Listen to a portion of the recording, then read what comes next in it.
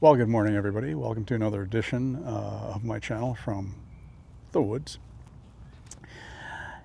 Just wanted to do a quick video about something.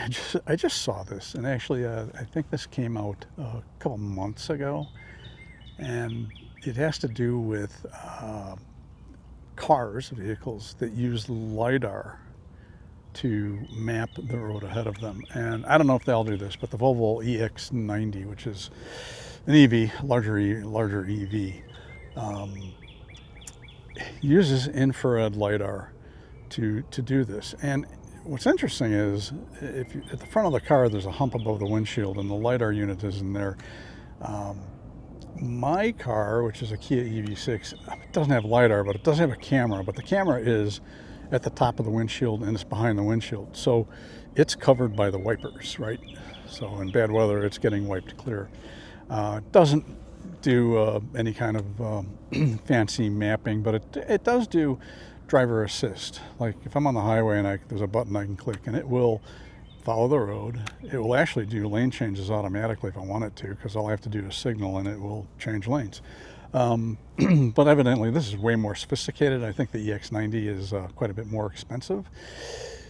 However, what somebody discovered using their iPhone 16 Pro is that if you point, and it was the telephoto camera, this did not affect the the main camera or the ultra wide, pointed the telephoto camera at that lidar unit while it was active, and it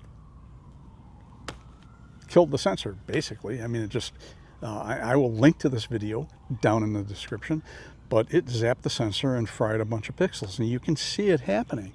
And the thing is, lasers have been around for a long time. And infrared lasers, we don't see. We can't see infrared light. This will not damage your eyes because, as I said, it doesn't damage the phone's main camera or ultra-wide camera because it's not concentrated enough. And the same thing with our eyes. I suppose if you went right up to one and looked in it, maybe it would. But it's known that lasers will damage imaging sensors for quite some time now. I think the first I saw of this is there was a video of somebody who took their, I believe it was a Canon 5D Mark II, which was video capable. You know, you could do video. It locked the mirror up so you couldn't use a viewfinder. And they were at a concert, and this whatever band they were watching had lasers, and sure enough, in this video, the laser scans. It was one of these lasers that's scanning back and forth, and it scanned over the lens of the person's camera and just burned lines into the sensor. So you got to be really, really careful. Again, this kind of reminds me of a concert that I attended during my college days, and I'll tell that story at the end of this video.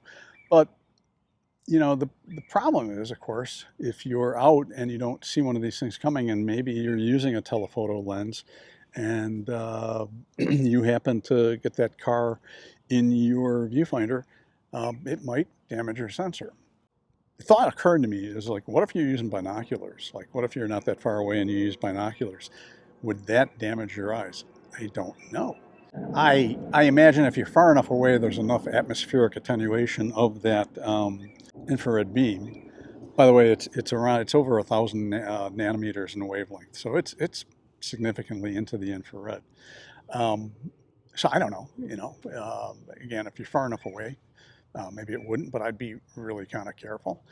That's just one more thing we need to be aware of when we're out, because replacing a sensor is an expensive proposition no matter what you're using. But back to my experience in college. So I went to Northern Illinois University, and every fall homecoming season, we would have a homecoming concert.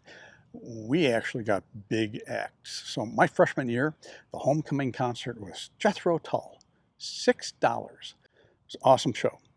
But what happened was, a couple of years later, I think this was my junior year, the homecoming concert was Blue Oyster Cult. And I went with a bunch of buddies, and again, great show. I was not a particularly rabid Blue Oyster Cult fan, but You know, I wasn't going to pass up the opportunity to see a top band for not much money, so I went. But the thing is, they had lasers, just like in that Canon 5D video. They had lasers. They had lasers scanning the crowd. They had a disco ball hung from the